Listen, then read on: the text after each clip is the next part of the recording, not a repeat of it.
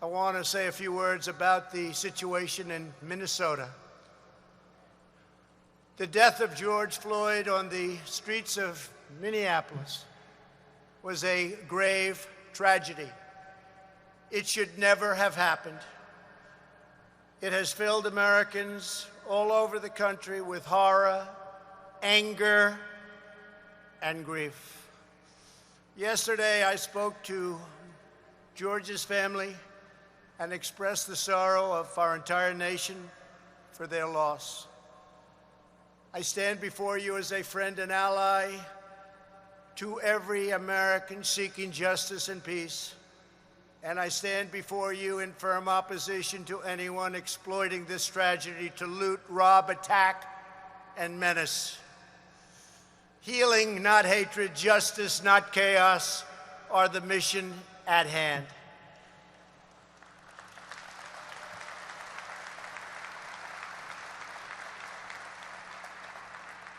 The police officers involved in this incident have been fired from their jobs.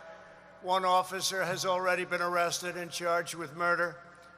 State and federal authorities are carrying out an investigation to see what further charges may be warranted, including against, sadly, the other three.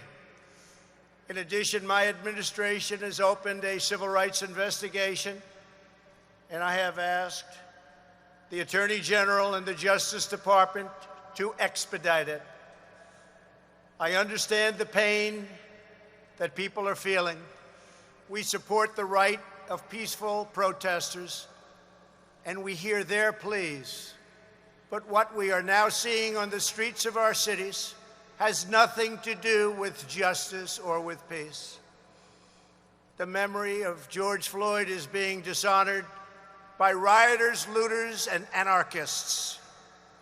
The violence and vandalism is being led by Antifa and other radical left-wing groups who are terrorizing the innocent, destroying jobs, hurting businesses, and burning down buildings. The main victims of this horrible, horrible situations are the citizens who live in these once lovely communities. The mobs are devastating the life's work of good people and destroying their dreams. Right now, America needs creation, not destruction. Cooperation, not contempt. Security, not anarchy, and there will be no anarchy. Civilization must be cherished, defended, and protected. The voices of law-abiding citizens must be heard, and heard very loudly. We cannot and must not allow a small group of criminals and vandals to wreck our cities and lay waste to our communities. We must defend the rights of every citizen to live without violence, prejudice, or fear. We support the overwhelming majority of police officers who are incredible in every way and devoted public servants. They keep our cities safe, protect our communities from gangs and drugs, and risk their own lives for us every day. No one is more upset than fellow law enforcement officers by the small handful who fail to abide by their oath to serve and protect. My administration will stop mob violence, and will stop it cold. It does not serve the interest of justice or any citizen of any race, color, or creed for the government to give into anarchy, abandon police precincts, or allow communities to be burned to the ground. Won't happen. Those making excuses or justifications for violence are not helping the downtrodden, but delivering new anguish and new pain. From day one of my administration, we have made it a top priority to build up distressed communities and revitalize our crumbling inner cities. We fought hard with Senator Tim Scott and many others to create opportunity zones, helping to draw a surge of new investment to the places in our country that need it most. We must all work together as a society to expand opportunity and to create a future of greater dignity and promise for all of our people.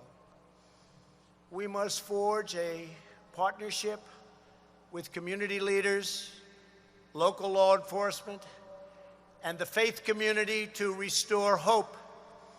Radical left criminals, thugs, and others, all throughout our country and throughout the world, will not be allowed to set communities ablaze. We won't let it happen. It harms those who have the least, and we will be protecting those who have the least. The leadership of the National Guard and the Department of Justice are now in close communication with state and city officials in Minnesota, and we're coordinating our efforts with local law enforcement all across our nation. In America, justice is never achieved at the hands of an angry mob. I will not allow angry mobs to dominate. Won't happen. It is essential that we protect the crown jewel of American democracy, the rule of law, and our independent system of justice.